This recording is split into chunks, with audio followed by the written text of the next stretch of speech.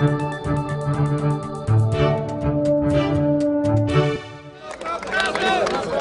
on TimesCast, on Sunday, Greece's New Democracy Party narrowly defeated the upstart Syriza Party, which has called for the abolition of Greece's loan agreement with its foreign creditors. For many Greeks, yesterday's vote was really a choice between, I guess, hope and fear. Many Greeks feel like this crisis is going to get a lot worse before it gets better.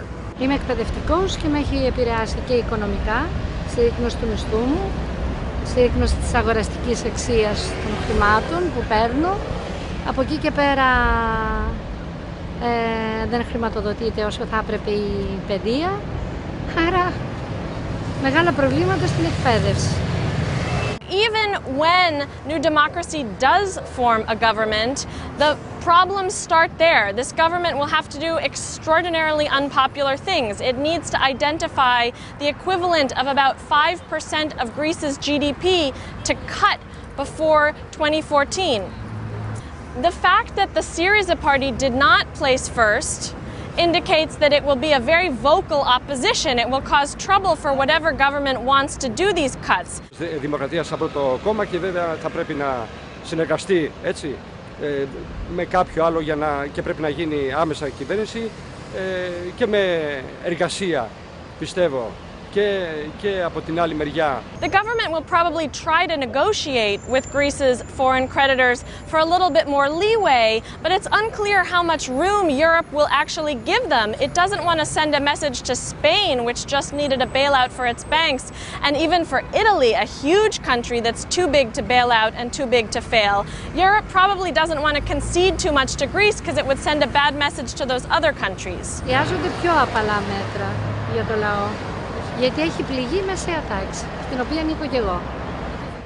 For Greece, the problems get worse and worse. It's a middle-class society that is really imploding. The economy has dried up. No one has any credit.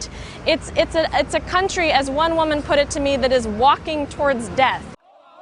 And in Egypt's Tahrir Square, celebrations began early after weekend voting completed the country's first competitive presidential election since the ouster of Hosni Mubarak.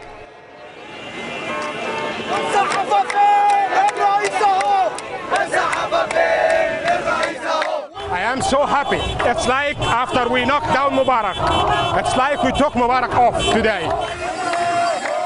Egyptian news organizations this morning declared Mohamed Morsi of the Muslim Brotherhood the winner of Egypt's first competitive presidential election. We're here in Tahrir Square where people began celebrating as early as 4:30 in the morning. Many of those here are members of the Muslim Brotherhood, the Islamist group that nominated Mr. Morsi. Many others are citizens more happy about the defeat of his opponent, Ahmed Shafiq, Mr. Mubarak's former prime minister. Actually, I am not a Muslim Brotherhood, but I support him because of the revolution. He is the only nominee of the revolution.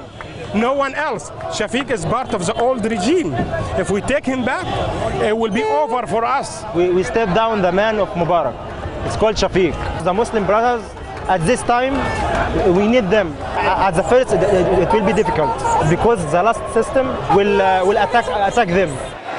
Despite Mr. Morsi's repeated pledges about tolerance and inclusivity, however, many here, especially in the secular-minded elite, are very wary of the consequences of a Brotherhood-led government. I'm Muslim, I respect my religion, but I believe that mingling the religion with politics might be calamitous for our society. Many of the theocratic sects are ignorant about many of the cultural activities, so it's difficult for them to grasp this because they never knew anything about it. My banner in Tahrir Square, I guess on the 2nd of Feb 2011 was like, "This is Egypt, not Iran," because I was worried, like many other people, during the revolution that we're going to turn into the Sunni version of Iran maybe in the region. What happened in Iran, I guess it's the same. In 1979 it was a people's revolution, and then Al-Khamenei has returned from exile. I guess it's the same scenario. It's unclear what's going to happen next. The election unfolded as the generals who have ruled Egypt since Mr. Mubarak's ouster tightened their grip on the institutions of government. On Friday, they dissolved the Islamist-led and democratically elected parliament. Members of the Brotherhood's parliamentary bloc have said tomorrow they will show up for work at Parliament once again. So we're all waiting to see what happens at that confrontation and whether or not the military authorities will recognize Mr. Morsi as Egypt's new president. June.